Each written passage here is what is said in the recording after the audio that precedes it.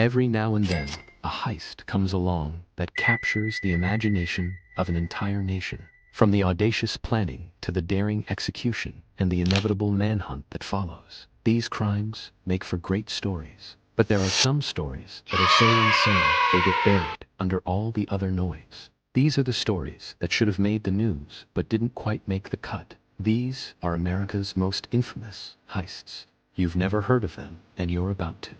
Part 1. The Lufthansa Heist.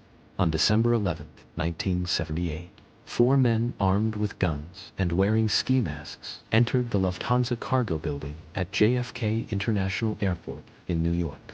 It was 4 a.m., and most of the airport was dark and empty, which made it easy for the thieves to load up their van with millions of dollars worth of valuables. The group had actually scoped out the location 2 weeks prior, and they knew exactly where to look, making off with $5 million in cash and 400 pounds of gold.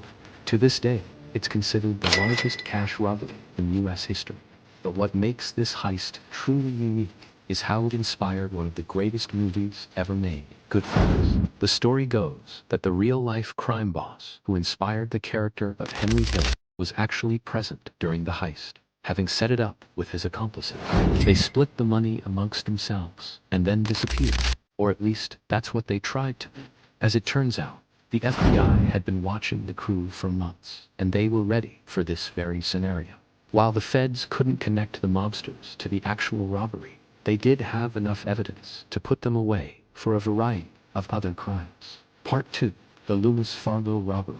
In September of 1997, an armored truck driver named David Gaunt made a routine stop at the First Union National Bank in Charlotte, North Carolina.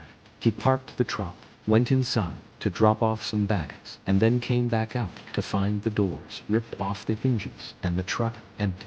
Turns out, Gent had actually planned the whole thing. He had enlisted the help of his girlfriend and several accomplices to pull off the heist, which would eventually amount to $17 million. This was the largest robbery in U.S. history at the time, and it got even crazier when the FBI found out the motive behind the theft. Apparently, Gent was a heavy gambler and he needed the money to pay off his debts. He ended up spending $2 million on gambling, $1 million on cars, and only $75,000 on his girlfriend. Needless to say, the relationship didn't last long after that. All of the men involved in the heist were eventually caught and sentenced to several years in prison. But not David Gant. He managed to escape to the Bahamas and live under the false identity of Samuel Littlefield until his death in 2004. Part 3. The Brinks Mat Robbery. On November 11, 1983, 6 men in gas masks and armed with handguns and shotguns stormed the Brinks Mat Depot in London. It was the largest private security company in Europe at the time, and the thieves made off with over £40 million in gold bullion and diamonds. While the total value of the haul has never been officially released, it's estimated to be well over $100 million. It took the gang just 10 minutes to load up 2 trucks, and then they disappeared. What makes this heist so unique is that the ringleader, a man named Brian Reeder, was an ex-police officer.